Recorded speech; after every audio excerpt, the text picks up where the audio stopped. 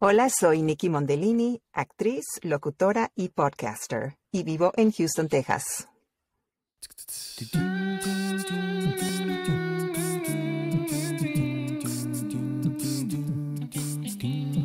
Nos cambiaron los muñequitos, nos cambiaron los muñequitos, nos cambiaron los muñequitos. En algunas ocasiones he tenido la oportunidad de entrevistar a personas en este podcast, personas que cuando yo veo su trayectoria y lo que hacen, yo me siento como que así chiquitito, ¿verdad? Porque es principalmente una oportunidad para mí aprender, conocer a estas personas que tienen esta trayectoria, en la que yo estoy simplemente comenzando como podcaster, pero ya ellas tienen una experiencia y me permiten aprender y que de alguna manera me pueda, como dicen acá, a quien a buen árbol se arrima, buena sombra le cobija.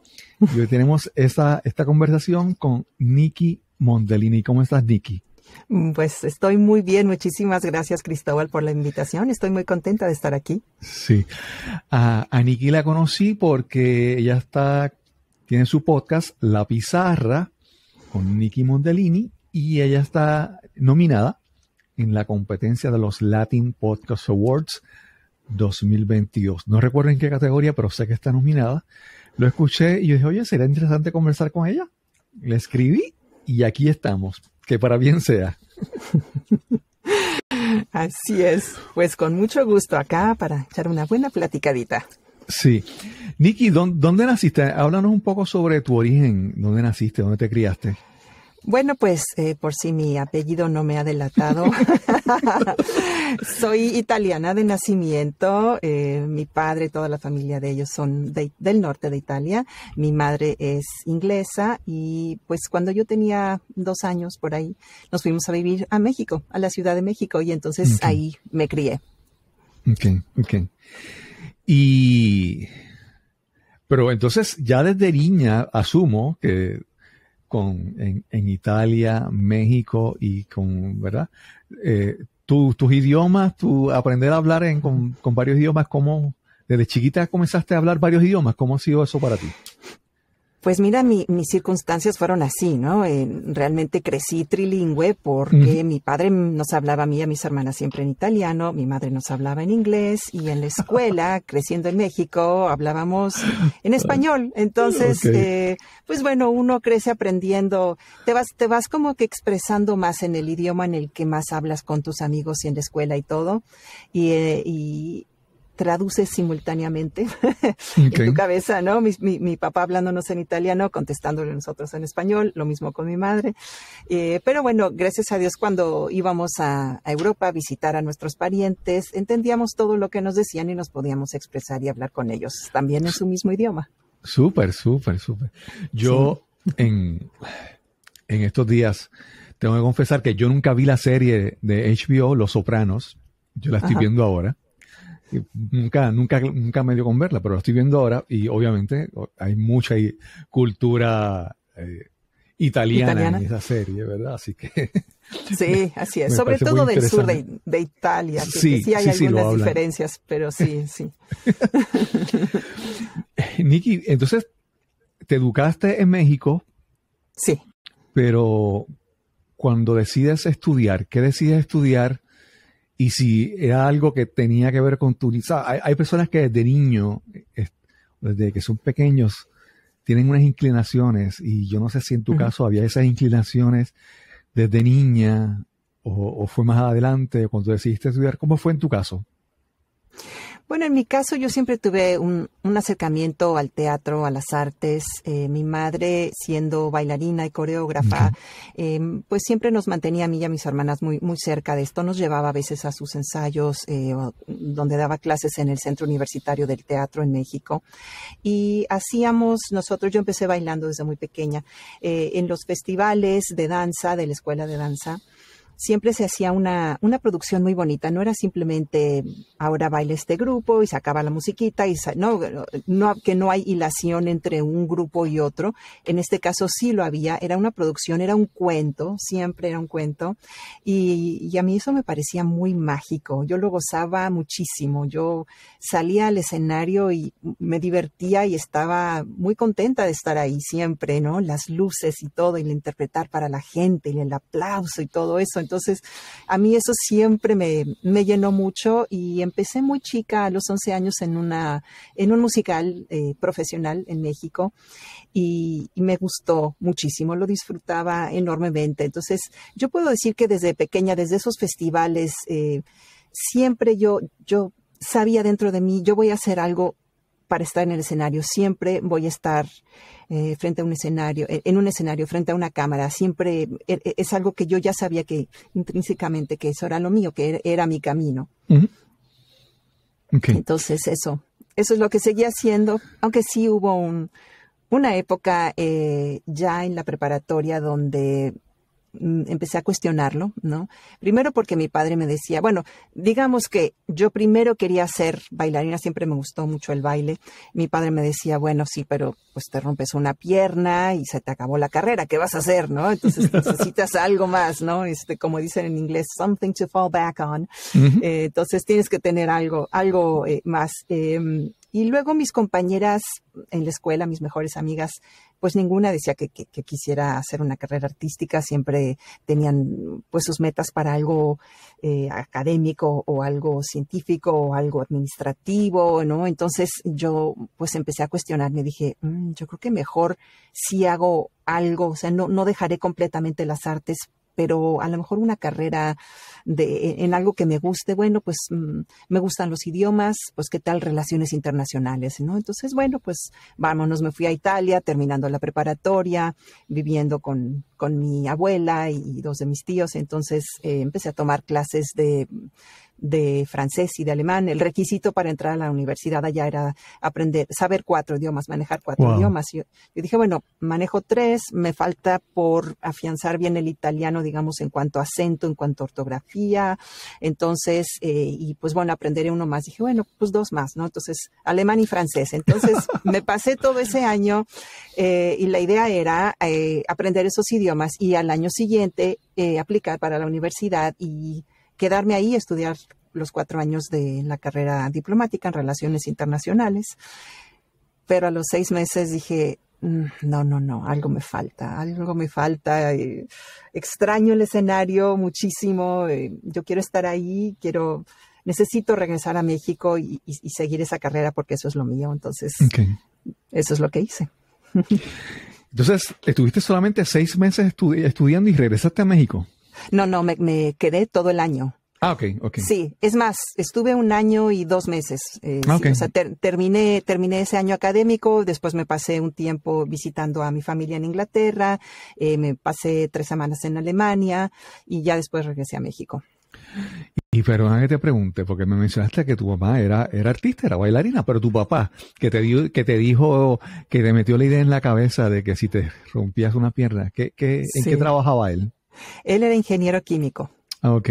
Sí, trabajaba... Obviamente, la mentalidad práctica de un ingeniero. Claro, la mentalidad práctica y científica y todo. Y trabajaba en una compañía, él era especialista en plásticos, entonces, sí. Ok.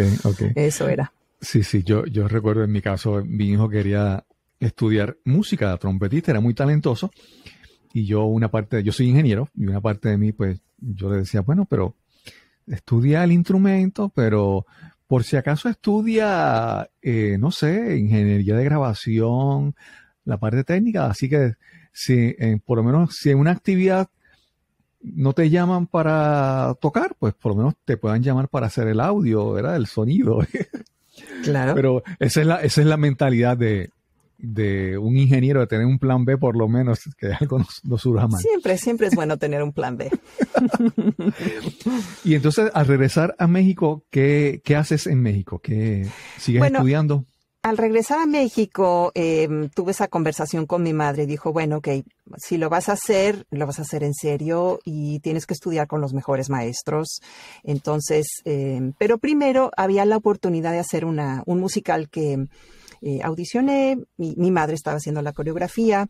El director de ese musical, Luis Torner, era uno de los maestros era un taller en Televisa que se llamaba el Taller de Nueva Generación y se hacía más que nada comedia de improvisación.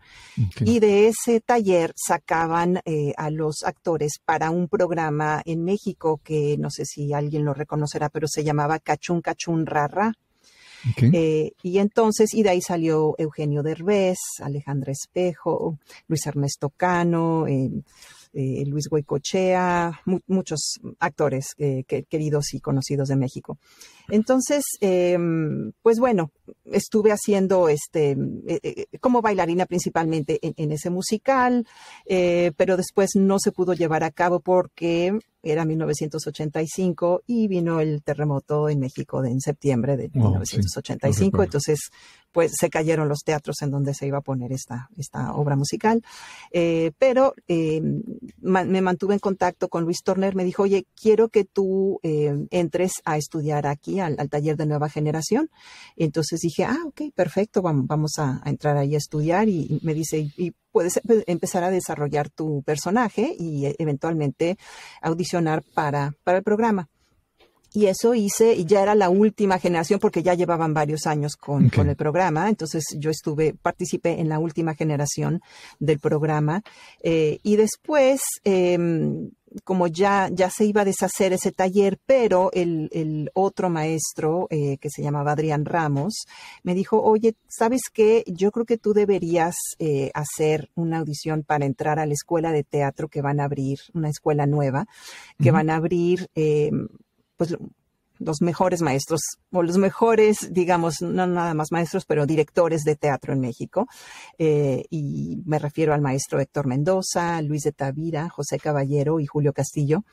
Entonces me dijo, mira, estas son las bases, tienes que hacer un monólogo, tienes que prepararte muy bien, te van a hacer una entrevista y pues va a ser una escuela con un régimen muy riguroso porque son maestros muy, muy exigentes, ¿no? Entonces, pues bueno, un gran amigo mío y de mi madre, el maestro Tito Vasconcelos, un grandísimo actor, comediante, me ayudó a preparar un monólogo, que era el monólogo de la señorita Chi, me recuerdo muy bien, y me ayudó muy bien a prepararlo y entonces ya me apunté para hacer mi audición para entrar a la escuela.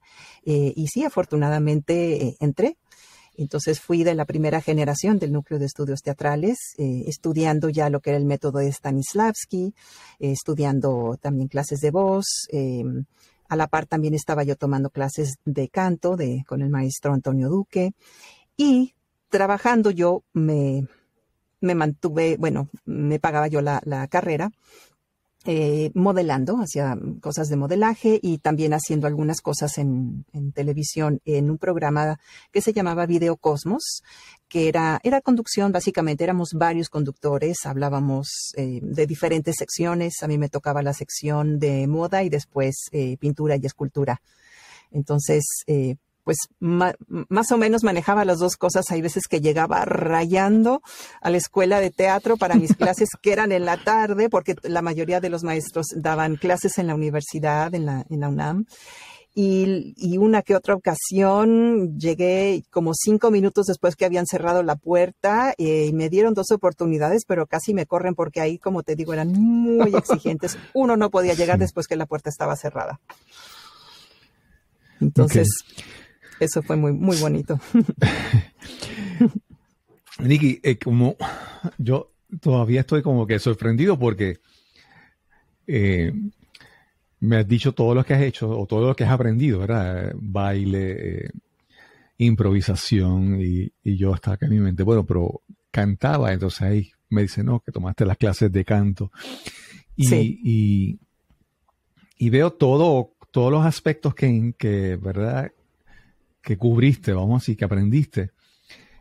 ¿Consideras que eso te hacía mejor artista? Porque es que, por ejemplo, un bailarín, una bailarina, su conocimiento, desarrolla un conocimiento, un autoconocimiento de su cuerpo, ¿verdad? Una capacidad.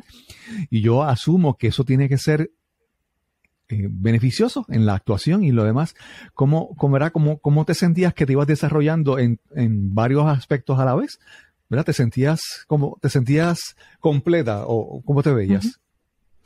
Empecé a ver como la relación entre cada uno de estos aspectos, ¿no? Entre tener un buen conocimiento de mi cuerpo como bailarina me ayudaba mucho a la hora de abordar ciertos estilos en actuación. Por ejemplo, la obra de teatro que fue nuestra graduación era comedia del arte. Entonces, ¿cómo era? Uno tenía que aprender a caminar y todo, o sea, esas mujeres que usaban el corsé muy apretado, ¿no? Y cómo era desde sentarte, desde los ademanes y todo eso. Entonces tuvimos como clases especiales donde nos enseñaban todos estos movimientos pertenecientes a la época. Y gracias a mi entrenamiento, no nada más de ballet clásico, sino de contemporáneo, de varios estilos, para mí era muy fácil adoptarlos al vuelo porque eran cosas que ya desarrollas una memoria muscular, ¿no? Entonces ya sabes inmediatamente cómo tienes que adoptarlo y lo disfrutaba muchísimo, ¿no? Lo disfruto mucho siempre que hay que hacer algo así diferente y me fijo en la corporatura, etcétera, ¿no? Ciertos personajes también hasta en televisión. Era, por ejemplo, un personaje que hice en la telenovela de María Mercedes, era una villana sexy, ¿no? Entonces siempre tenía que caminar de una manera seductora, pararse, sentarse, toda una cosa muy seductora, y entonces pues mi corporatura, mis movimientos tenían que cambiar. Entonces ya lo adoptaba yo de esa manera. Incluso una vez se me atora el vestido, se me atora el tacón con ¿cómo se llama? El dobladillo del vestido a la hora de pararme, pero gracias a Dios, a mi entrenamiento, y yo no sé por qué Dios es grande, en lugar de caerme de bruces, ¿verdad? Simplemente levanté la piernita acá y desatoré la bastida, ¿cómo se llama? El dobladillo, y seguí caminando sin problema, ¿no? Mira, yo me río porque tú haces la historia y yo recuerdo un cuento de mi niñez, y es que cuando yo era niño yo era monaguillo, ¿verdad? En la iglesia católica. Sí. Y en una ocasión era una misa venía el obispo, era una misa grande, por lo tanto la iglesia estaba llena, era una misa creo que de confirmación, y era tan grande que el espacio que normalmente en el altar estaban los monaguillos, no estaban los monaguillos, eran los sacerdotes adicionales, ¿verdad? Y los monaguillos estábamos en las escaleras del altar, arrodillados. Y otro monaguillo del otro lado se acercó y dio la vuelta y era muy travieso y me llamó. Y yo cuando me incorporé para ver qué era lo que él quería, se me enredó en el zapato. Y yo no me pude recuperar como tú. Yo caí por las escaleras frente a la iglesia llena de todo el mundo del pueblo. Ay. Así que obviamente ahora me puedo reír, pero en aquel entonces fue un poco una historia un poco traumática. Sí, en ese momento ya me imagino. Sí. Nikki, mencionaste que estudiaste, perdón, a ver si lo pronuncio bien, Stanislavski. Stanislavski, sí. Ese es lo que se conoce como el method acting, el método. Como el method acting, así es. Recientemente, y ahora, ¿verdad? Esto es como que bien informal, perdona que me haya desviado por ahí en esta parte, pero algunos actores famosos han sido criticados, ¿verdad? Porque usan siempre este método de actuación y a veces hasta los extremos, ¿verdad? Entonces, siempre están como que, no, eso no es según el método, eso es otra cosa adicional, ¿verdad? Que, ¿verdad? El método es que son las personas que tratan de hacer todo para meterse en la vida o el personaje, que, ¿verdad? Todo su entorno sea como eso. Háblanos un poco sobre tu percepción del método de actuación. Mira, como a mí me lo transmitieron y como me lo enseñaron en la escuela de teatro, porque hay diferentes corrientes, digamos, que como que se fueron derivando acerca de eso, ¿no? Entonces, pues mis maestros me lo enseñaban como que es algo en donde tú trabajas desde una manera muy orgánica, de tener esas emociones muy dentro de ti, generarlas adentro de ti para que sean lo más reales posibles, ¿no? Y a fin de cuentas, actuar es responder verídicamente a estímulos ficticios. Claro, ¿sí? claro. Entonces, ¿cómo lo vas a hacer? Pues usando tus emociones como son, a flor de piel, ¿no? Como tú te enojas. El personaje se va a enojar como tú te enojas. Se va a reír como tú te ríes, ¿no? Entonces, tú le estás prestando tus emociones a ese personaje, ¿sí? Y bueno, obviamente también se habla mucho de lo que es la cuarta pared, entonces de no interactuar con el público porque entonces rompes la ficción.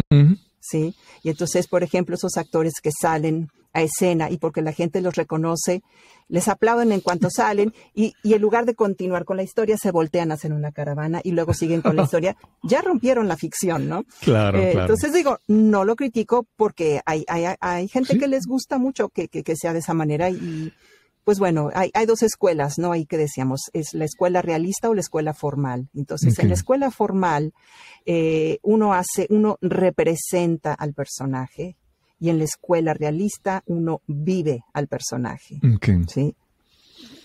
Sí, me refiero, hemos escuchado en las noticias de actores que lo toman tan en serio, o bueno, primero que algunos cambian mucho su apariencia, adelgazan o ganan peso. Hay otros que incluso su comportamiento fuera ya terminó la grabación, siguen metidos en el personaje y se ponen, si el personaje es un villano, pues hacen cosas de villano, ¿verdad?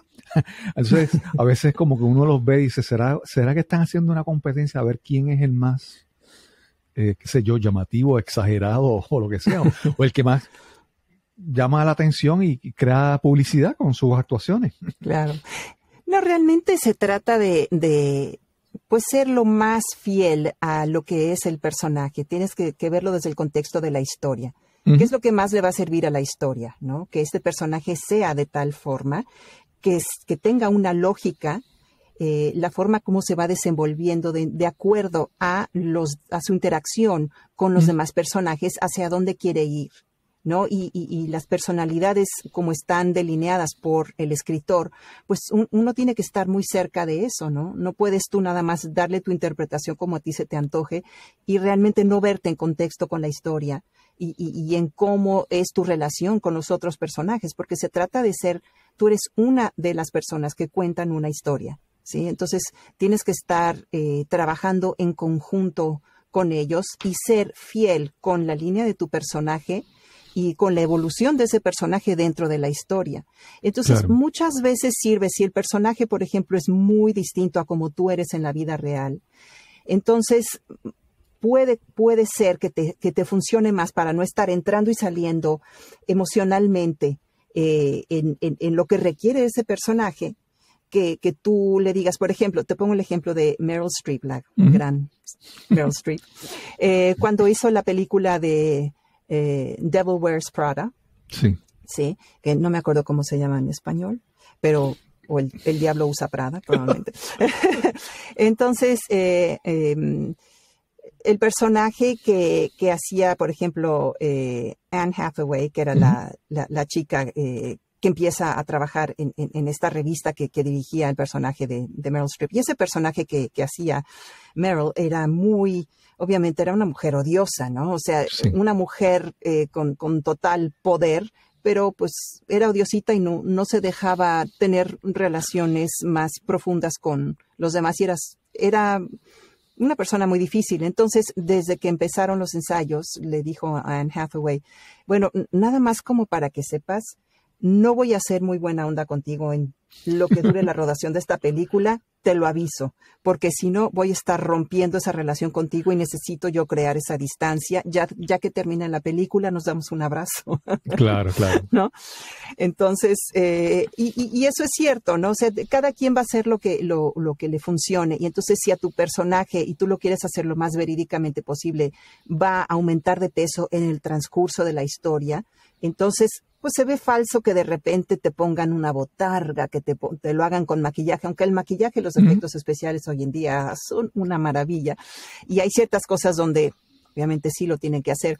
Pero por otro lado hay gente como Robert De Niro, como por ejemplo Charlize Theron, que eso hacen, ¿no? O sea, realmente orgánicamente pues fueron aumentando peso a lo largo de las rodaciones de la película, porque ellos querían decir, bueno, es que esto está pasando el personaje y quiero yo sentir físicamente la incomodidad que es aumentar de peso o bajar de peso, como en el caso de Tom Hanks en Castaway, en la película de Castaway, ¿no? Sí. Y hacerlo, porque realmente hacer esas cosas te ayudan mucho, ¿no? Dices, no voy a hacer como que de repente bajé de peso y como que tengo hambre. No, realmente voy a tener mucha hambre y voy a bajar orgánicamente de peso, porque eso es como más fielmente puedo yo hacer este personaje, porque la gente se merece ver la historia tal y como es, ¿no? Nikki, has hablado de televisión, de teatro, y estamos hablando ahora de cine. ¿En algún momento te mueves al cine? Háblanos si se da esa experiencia y cómo la comparas con televisión o teatro para ti. El cine tiene un encanto muy especial. Realmente no he hecho tantas películas como me gustaría, más me he abocado, sobre todo a la televisión, pero realmente tiene ese encanto de que ahí dicen que es la cámara la que cuenta la historia, en lugar de que sea el actor el que hace todo el trabajo, porque obviamente en un escenario es el actor, ¿no? Son los actores los que en esa interacción y con su voz y movimiento son los que van a contar la historia. Pero la cámara en el cine es la que cuenta la historia, porque te va a dar un planteamiento de todo, ¿no? Te va haciendo una toma panorámica, etcétera. Y también tiene esa magia especial de que las expresiones van a ser mucho más sutiles en un actor, mucho más cercanas a la vida real, ¿no? Claro. Nosotros en la vida real, si nos vamos a enojar, pues no explotamos luego. En el teatro tenemos que hacer reacciones más grandes para que nos vea tanto el de la primera fila como el de la última fila. En el cine eso no va a ser necesario. Vas a manejar un tono de voz, tonos medios, tonos más bajos, como lo harías en la vida real. Y entonces la cámara es la que se va a acercar a ti y va a contar esa historia. Y casi, por ejemplo, cuando hay unos close-ups de los ojos y de ciertas expresiones, si tu personaje no está realmente teniendo ese monólogo interior que debe tener en un momento determinado en la historia, se va a notar como algo falso, ¿no? O sea, si de repente haces una expresión muy grande de los ojos o de las cejas o todo, se va a ver ridículo, se va a ver muy exagerado, ¿no? Sí. Entonces tienes que hacerlo. Hay veces que nada más con pensar algo específico que tiene que pensar tu personaje, esa sutileza en tu expresión la va a captar la cámara. Y entonces va a ser interesante. Entonces ya la gente la vas a acercar hacia ti en lugar de tú estar haciendo de todo para llegarle a la gente, ¿no? No es necesario que hagas ese esfuerzo en el cine, pero tienes que saber manejar esa estabilidad. Y para muchos actores que llevan mucho tiempo en teatro y se pasan a cine, esas son diferencias que tienen que estar reaprendiendo, digamos, o conociendo o adaptando, porque tanto eso como, bueno, pues mis movimientos cuando tengo la cámara en este cuadro, no voy a estar haciendo un movimiento grande de manos ni nada porque no es necesario y además se va a ensuciar la toma. Entonces es un movimiento sutil de la mano acá o nada más una ligera inclinación de la cabeza, por ejemplo, es más que suficiente para contar esa historia o estar en ese momento. Sí. Nikki, yo... Pues una de las cosas que hago es que doy mentoría en oratoria, en public speaking. Y una de las cosas que yo digo es que siempre cuando uno da una presentación o un discurso, no es un monólogo, es una conversación, ¿verdad? Una conversación porque uno da información, pero uno está observando la audiencia y recibiendo retroalimentación, ¿verdad? Totalmente. En tu caso, cuando hablamos del cine, que es ante una cámara y tú no recibes nada de vuelta. Tú simplemente esperas que haya quedado una buena toma, que el camarógrafo haya tomado el ángulo correcto, que la iluminación estuvo precisa. Ajá. Pero en el teatro hay esa, ¿verdad? La posibilidad, ¿verdad? Existe esa retroalimentación de la audiencia. ¿Cómo es ese proceso para ti, verdad? Cuando estás actuando frente a una audiencia, estás, aunque no escuches o aunque no los mires, tú hasta recibes energía de la audiencia. ¿Cómo es para ti eso? Sí, se crea una magia muy bonita en el teatro, muy, muy bonita.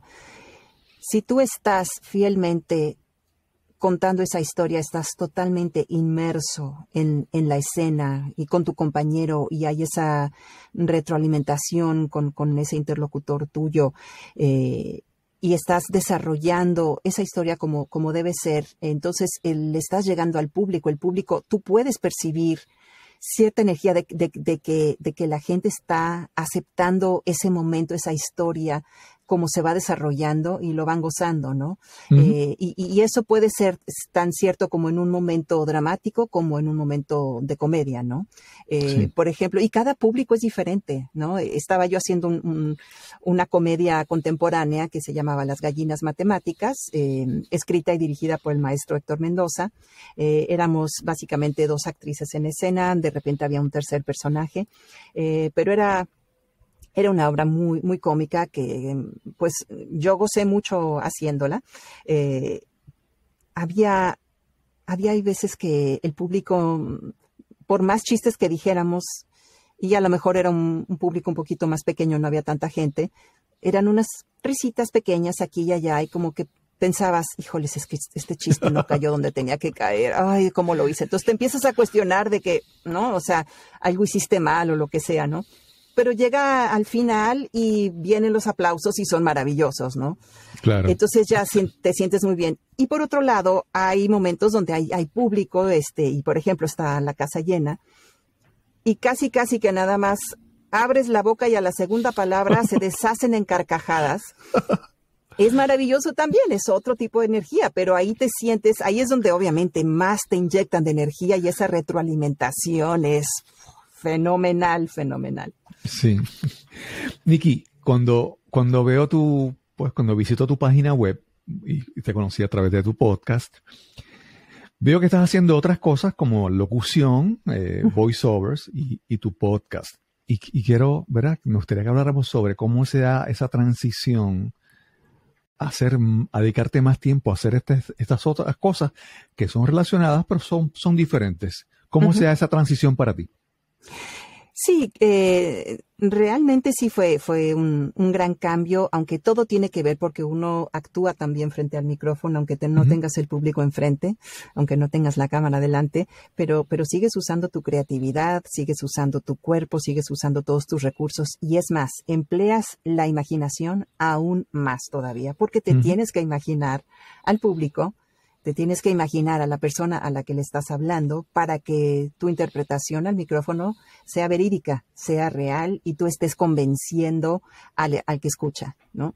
En mi caso, pues sí, obviamente uno de los grandes cambios para mí fue aprender a grabar y editar y quitar soniditos y pulirlo y mandar un audio limpio, bien terminado al cliente y desarrollar todo a través de la computadora, en lugar de ir físicamente a un estudio, ¿no? Claro, he de decir que al principio se hacía bastantes más cosas en otros estudios, ya que ahora vivo en Houston, me mudé aquí en 2006. Entonces era ir físicamente a diferentes estudios profesionales para grabar, por ejemplo, un e-learning, ¿no? Un curso de capacitación para empleados tanto de la industria del petróleo como la industria de hospitalidad, ¿no? De hoteles o la industria médica. Entonces yo grababa, yo no me tenía que preocupar de la cuestión técnica. Entonces era el ingeniero de audio que me grababa y ya si había una pequeña equivocación me detenía un poquito, volvía a retomar la línea, etcétera, ¿no? Pero luego poco a poco fue cambiando ahí la industria y entonces a raíz de que más gente empezó a tener sus estudios en casa, los clientes dijeron, mira, aquí nos vamos a ahorrar el estudio profesional porque claro, me lo hace este locutor desde su casa, ¿no?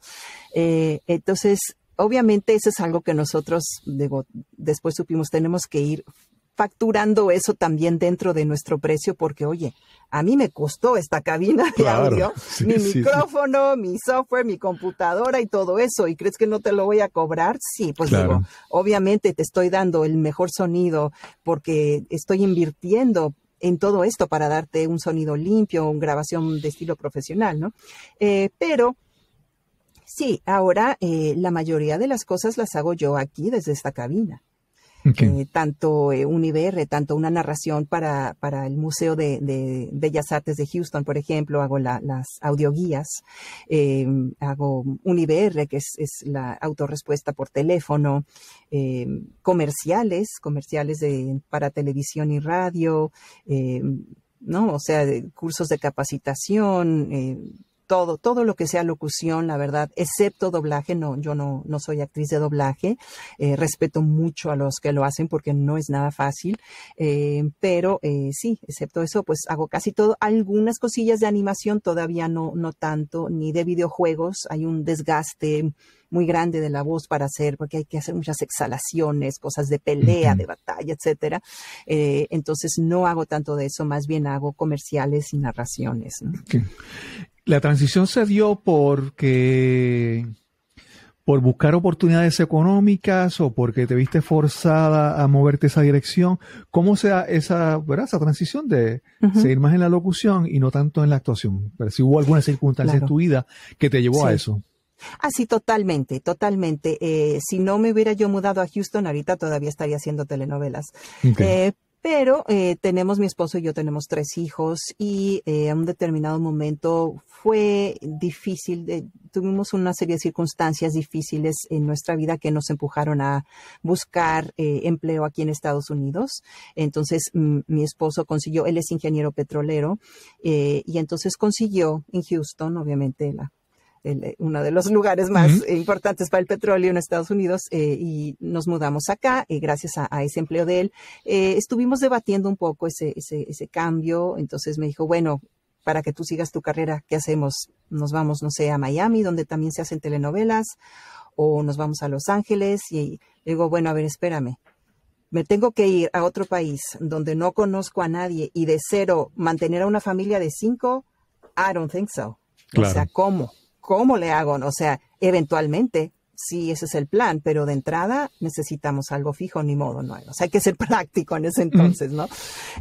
Y pues nos mudamos, pero dije, ok, pero de todas maneras sí voy a buscar un representante y voy a buscar trabajar dentro de lo mismo.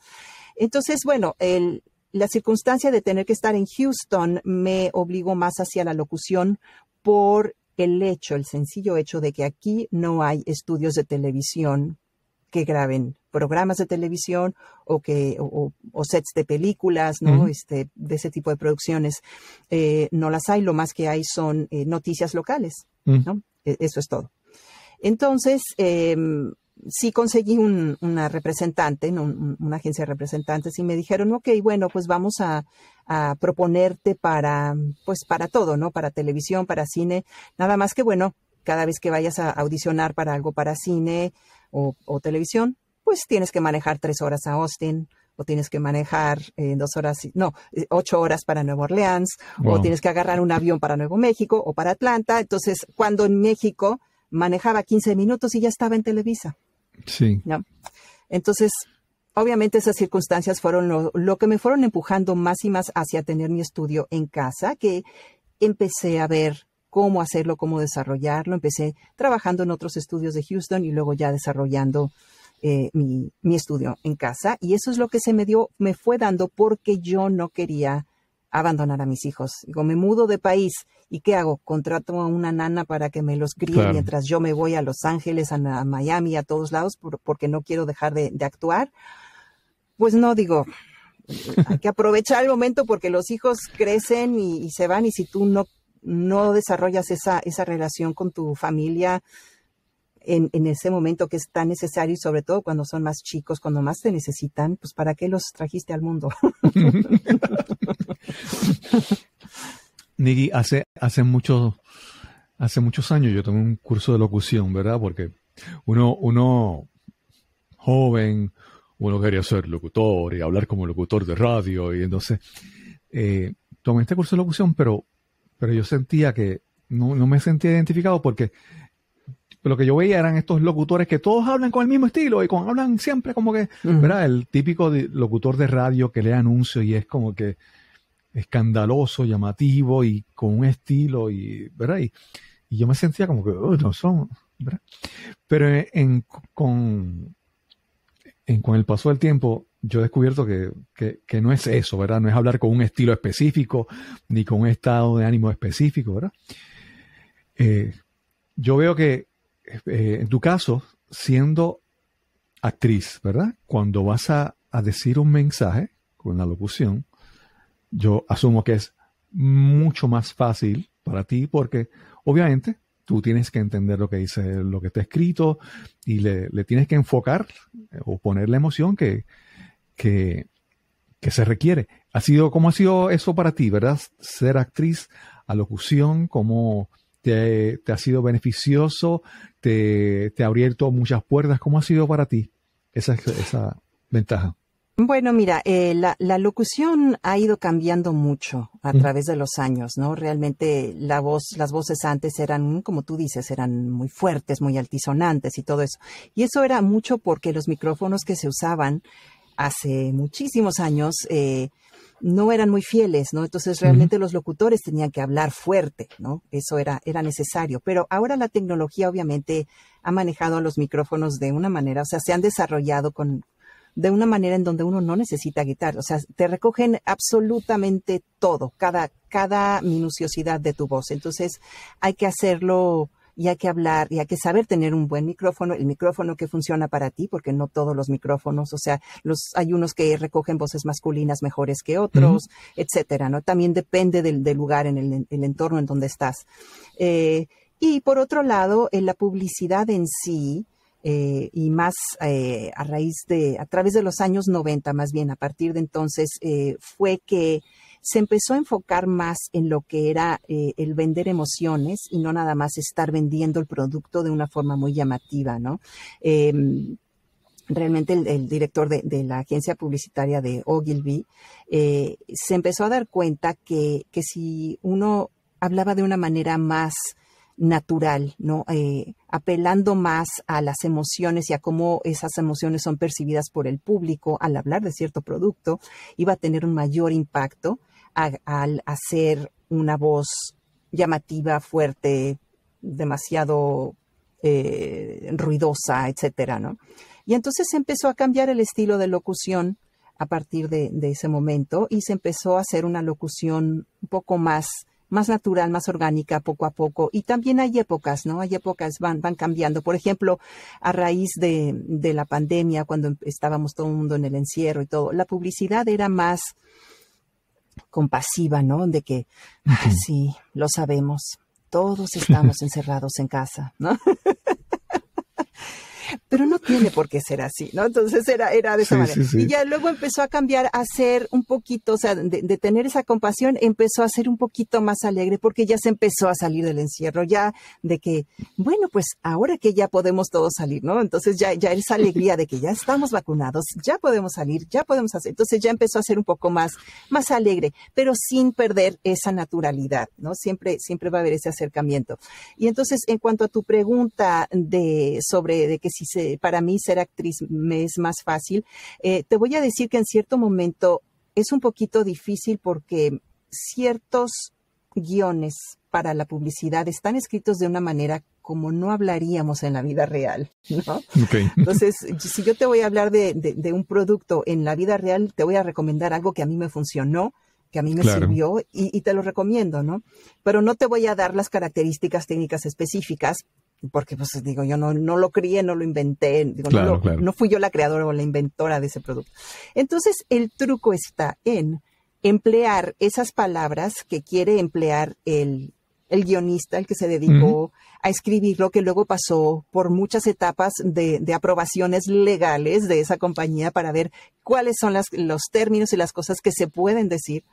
Y tú tienes que hacerlo tuyo y ver de qué manera tú conviertes eso en algo que tú dirías y en algo que tú comunicarías desde una parte muy orgánica y muy natural, ¿no? Entonces siempre tienes que imaginarte a la persona a la que se lo dirías y a la persona la cual le sirve, a la cual le funciona esa información que tú le vas a dar. Sí. Nikki, hay algo que hemos mencionado así sutilmente, vamos a hablar ahora de eso, y es el mundo del podcasting, ¿verdad? Tienes tu podcast, La Pizarra, y algo que yo he visto en el mundo del podcast es que alguna gente dice que como que democratiza los medios o la capacidad de expresarse, porque antes, pues yo quería hacer algo, yo quería pues tal vez aspirar a llegar a conseguir un trabajo en la radio, en la televisión, ¿verdad? Ahora pues yo pago una suscripción, consigo un equipo y empiezo a crear contenido de audio y la gente me escucha. Pero algo también que ha surgido es que yo creo que el podcasting, a mi entender, ha quitado ha ayudado un poco a eso que estábamos hablando hace un momento, de las voces de locutores. Y una de las cosas que digo siempre, no es tener una buena voz, es usar bien la voz que tenemos. Y entonces escuchamos muchos podcasters conocidísimos que han tenido mucho éxito, que no tienen voces espectaculares. Ni voces buenas, punto, simplemente, pero hablan bien y la usan bien para conectar con su audiencia. Háblanos un poco sobre el mundo del podcasting y cómo tú llegas también a tu crear tu podcast. Claro, sí, realmente el mundo del podcasting ha sido maravilloso porque además hay tantas categorías dentro de los podcasts, muchísimas, hay para todos los gustos, ¿no? Y pues obviamente no a todos nos va a dejar, pues, no sé, una ganancia tremenda el podcast, ¿no? Depende de para qué lo hagas y si vas a conseguir patrocinadores o no. Pero realmente los podcasts son íntimos. ¿Por qué? Porque uno los está escuchando mientras está haciendo tareas en casa, mientras estás en el gimnasio o te sales a caminar o todo. Entonces, realmente uno, y como dices muy bien, no es tanto si tienes una buena voz o no, realmente es cómo la empleas y es el contenido. Si tú tienes un buen contenido, tanto seas tú un narrador único en tu podcast, como si tengas una persona que estás entrevistando o cualquiera que sea el estilo de tu podcast. Pero si tú lo haces desde un punto de que, oye, yo quiero transmitir este conocimiento, esto me parece un contenido muy importante, yo quiero dar este mensaje, yo quiero motivar, yo quiero entretener, ¿no? Cualquiera que sea tu meta al hacer tu podcast, eso está obviamente sí cambiando porque uno agradece eso. Entonces, casi como si tú te metieras, estás en un café, ¿no? Yo, por ejemplo, dos personas platicando en un café y todo, y tú llegas y te sientas al lado y te enganchas en esa conversación, sí. ¿no? Eso es lo que se quiere crear con los podcasts, por ejemplo, y son los interesantes porque tú dices, ay, mira, claro, están diciendo esto, entonces, o ya sacaste una libretita y apuntaste algo que dijeron que a ti te gustó, ¿no? Etcétera. Entonces, pues bueno, y hablando sobre cómo yo empecé mi podcast, un par de amigos, uno de ellos de un estudio con los que he trabajado, en un estudio profesional, me queda como a 20 minutos de la casa, ¿no? Se llama Ray Schillens, de Radio Lounge USA. Y él me dijo, oye, hablando así sobre los podcasts, me contó del podcast que él tenía y de repente me dice, oye, ¿sabes qué? Tú deberías empezar un podcast. Y yo, ¿cómo? Sí, tú deberías empezar un podcast porque pues podrías estar platicando y de lo que quieras. Yo creo que estaría bien, porque siempre teníamos muy buenas conversaciones él y yo, ¿no? Acerca de un chorro de temas. Entonces, pues ya empezó como que esa semillita, ¿verdad? Y luego otro compañero de otro estudio profesional me dijo lo mismo. Yo dije, pues a lo mejor tienen razón, vamos a ver. Me puse primero a hacer como que, digamos, un pequeño estudio de mercado y todo eso. Empecé a escuchar otros podcasts, ponía yo la palabra, por ejemplo, creatividad, porque dije, ¿de qué voy a hablar? Voy a hablar de algo que a mí me interese, algo que me emocione, algo de lo que yo sepa, porque no voy a hablar de cosas que no tengo la menor idea. Entonces, pues se fue como dibujando ahí un poco, ya especificando acerca de lo que yo quería hablar. Y entonces, pues dije, ok, voy a hablar sobre el mundo del espectáculo, ¿no? Y yo no nada más he trabajado en un medio, he trabajado en varios medios y a mí siempre me ha interesado ver cómo es que desarrolla, por ejemplo, un director de cine o un director de teatro el planteamiento para su trabajo, cómo le gusta trabajar con los actores, qué es lo que él quiere esperar de los actores, ¿no? O cómo podemos los actores ayudarlo a que nos sepa pedir mejor las cosas, ¿no? Lo mismo con un productor, por ejemplo, ¿no? ¿Qué es lo que lo lleva a crear programas de éxito? ¿Cómo le hace para contratar a su equipo? ¿Cómo se lleva con ellos? ¿Cómo es ser un buen líder? Y la gente que estamos de este lado de la cámara y del micrófono es, bueno, pues, ¿cómo empezaste en tu carrera artística, ¿no? ¿Qué es lo que te llevó a hacerlo? ¿Qué nos puedes contar, ¿no? ¿Cuáles han sido tus obstáculos? ¿Cómo los has vencido?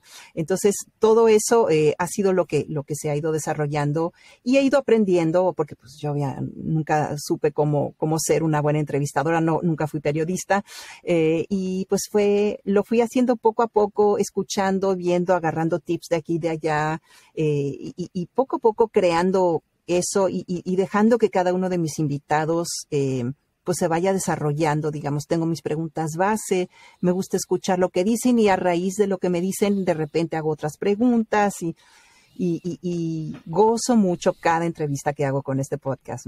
Me gusta mucho, lo disfruto y he aprendido muchísimo. Sí.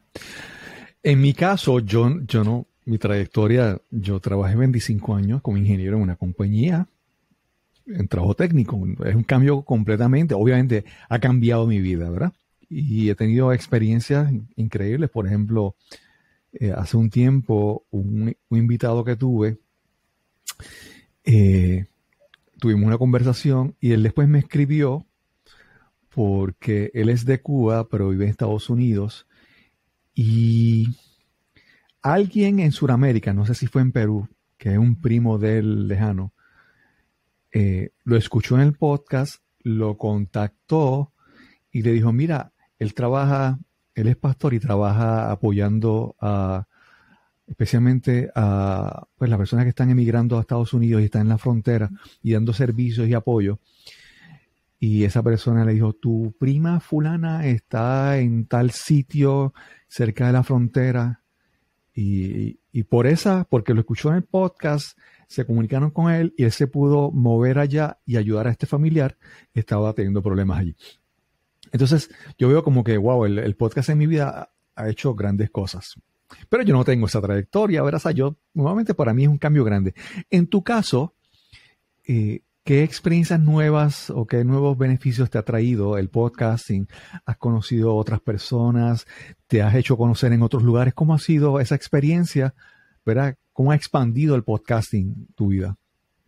Fíjate que mi podcast acabó también siendo una parte de branding, porque estoy estableciendo más credibilidad como una persona que trabaja en el medio del espectáculo ya a cierto nivel de profesionalismo. No como una novata o no como alguien que lo hace de hobby, ¿no? Eso por un lado. Por otro lado, me ha dado la oportunidad de conocer a gente con la que yo posteriormente podré trabajar. Hasta ahorita no se ha dado nada específicamente, pero sí me han recomendado con otras personas, ¿no? Entonces, Eso ha sido muy bueno. He tenido oportunidad de estar en otros podcasts. Por ejemplo, esta semana salió el lunes un episodio de una entrevista que me hicieron para un podcast que se llama The 21st Century Creative. Con Mark McGuinness, y ese es uno de los primeros podcasts que empecé a escuchar. Lo sigo fielmente y me encanta. Habla sobre emprendedores creativos. Entonces, para mí esa fue una buena oportunidad porque además también es un escaparate, ¿no? O sea, te permite darte a conocer con otras personas y entonces amplías ahí tu rango y es como hacer un networking masivo de repente, ¿no? Sí. Entonces, y sí, hasta ahorita sigo en contacto con gente. Muchas de las personas que entrevisto son colegas, son gente que yo he conocido, con las que he trabajado durante años y es un reencuentro con ellos. Es una oportunidad para conocer más de cerca su vida y para que nos compartan esos consejos y esas cosas que los han ayudado a ellos.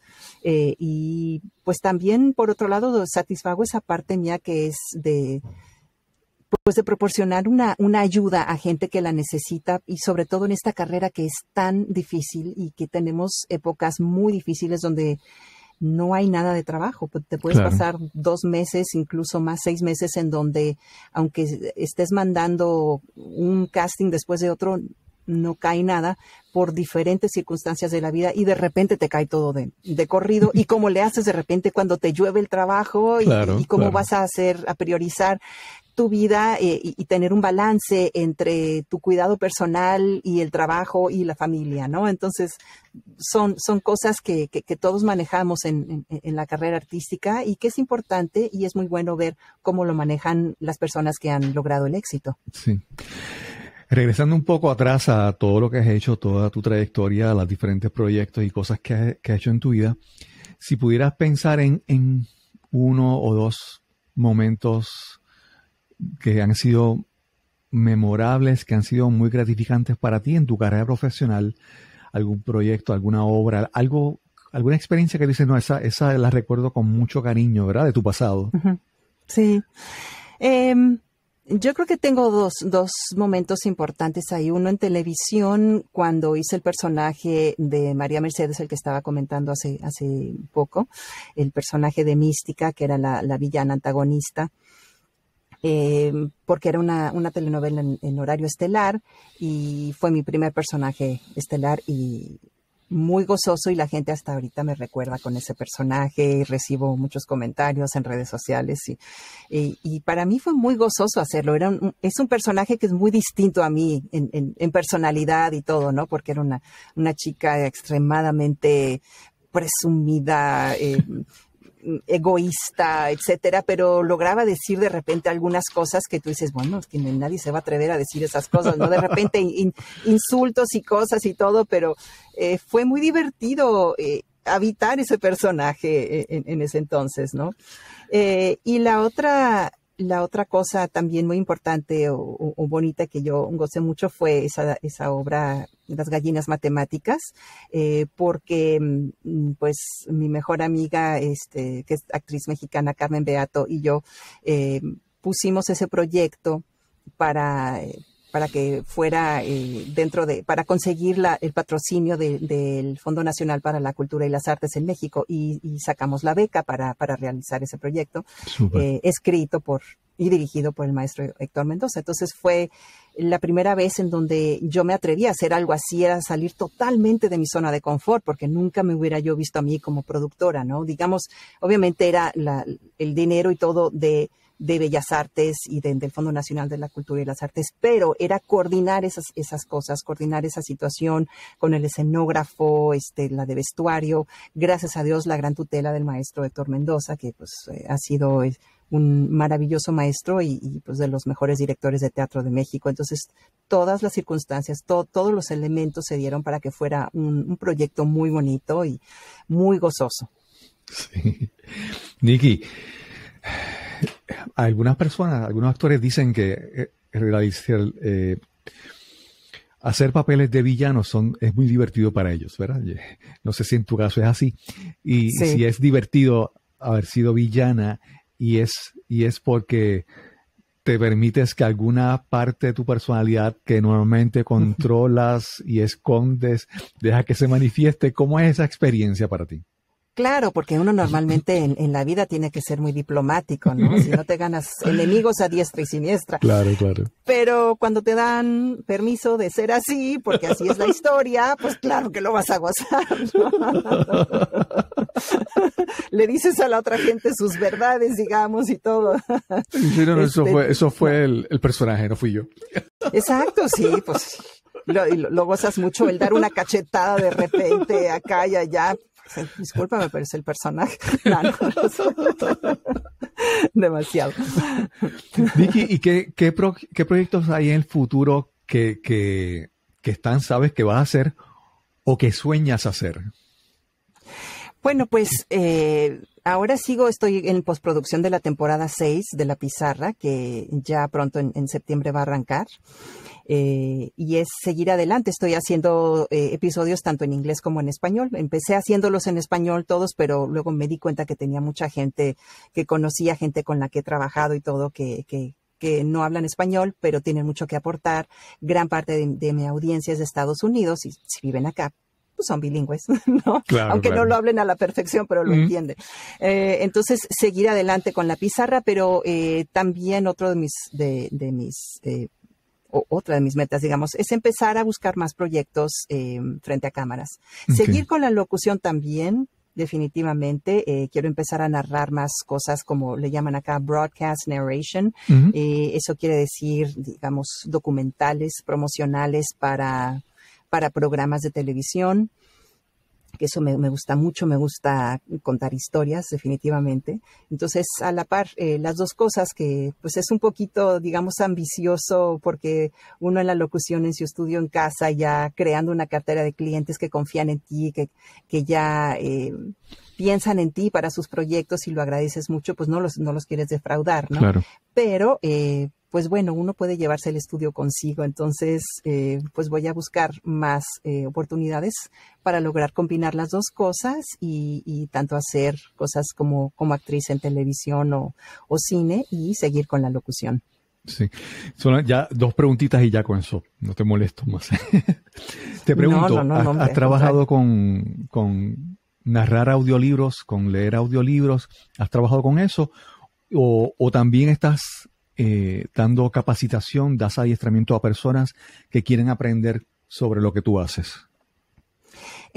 Fíjate que nada más he tenido oportunidad de narrar un audiolibro, que esto era una cosa educativa, o sea, era de no ficción para niños, pero no me he metido mucho de lleno a eso, aunque te digo que me encanta contar historias y probablemente también sea algo que empiece a hacer ya en el futuro, pero es un poquito demandante. ¿Por qué? Porque tú tienes que leerlo y probablemente grabar de 2 a 4 horas cada día y editarlo todo. Hay cuestiones en donde tú no lo editas si estás trabajando con una compañía, con una casa Sí. digamos, la editorial, ¿no? Se dedican ellos, tienen sus ingenieros que editan el audio. Entonces, sí, claro, me encantaría narrar audiolibros, pero como se fue dando la circunstancia en mi vida y todavía yo no tenía esta cabina, tenía demasiado ruido ambiental en la casa y todo, las paredes aquí en estas casas de los suburbios de Estados Unidos no son muy gruesas, entonces tenía yo que esperarme y grabar de noche y todo, ¿no? Entonces, pero ahora ya a partir de que tengo la cabina, sí, probablemente lo empiece a hacer, ¿no? Aunque siempre tengo que dejar ahí, tengo mis clientes de cosas comerciales que necesitan, claro, y me mandan de un día para otro y muchas veces el mismo día me llaman y tengo que estar disponible y entonces yo tengo que dejar espacio para eso, ¿no? Okay. ¿Y capacitación? ¿Das talleres o...? He dado talleres, sí he dado pláticas, he dado talleres dentro de congresos de voz acerca de la actuación, bueno, de la narración comercial, de usar el estilo natural en las locuciones. He dado clases privadas también, aunque no lo hago, digamos, ahorita muy ordenadamente, porque obviamente tengo el podcast, entonces estoy dedicando todo el tiempo en donde no estoy en mis proyectos de locución, se lo dedico al podcast. Entonces, para mí ahorita es más importante sacar adelante el podcast, porque bueno, pues, lo produzco, lo edito, todo. Tengo un editor de video que me ayuda, como digamos, a finalizar todo la edición rudimentaria que hago yo en Final Cut Pro. Claro. Se lo paso a él, ya él finaliza todo. Tengo el editor de audio que me hace también la masterización y la mezcla.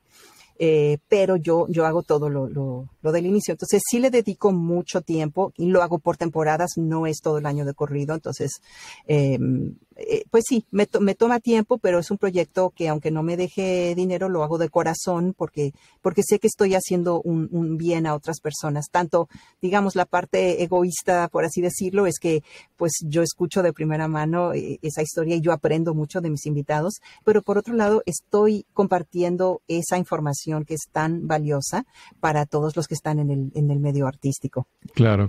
No, y yo siempre, hay muchas personas que dependen de las redes sociales y de Instagram y de crear contenido en plataformas que no son de ellos, plataformas de Facebook o lo que sea.